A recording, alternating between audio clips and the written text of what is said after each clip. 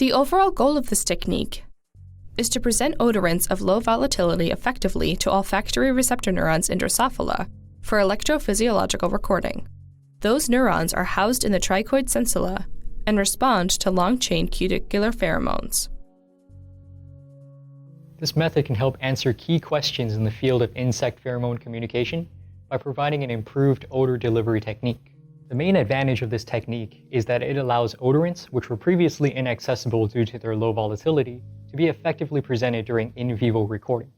Specifically, pheromones are presented from close distances that simulate the range between courting males and target females.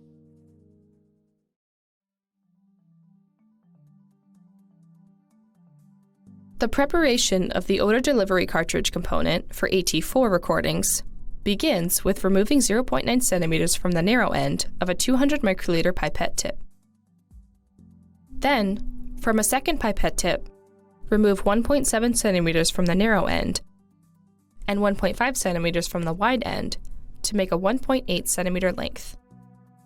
Next, use forceps to place a 1/8 inch diameter disc of filter paper at the tip of the 1.8 centimeter section.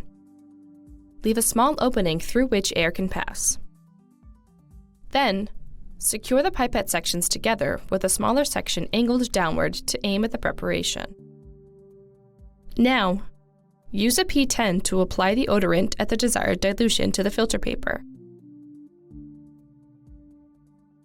Then, to evaporate the solvent, let the loaded cartridges sit in a vacuum desiccator for an hour.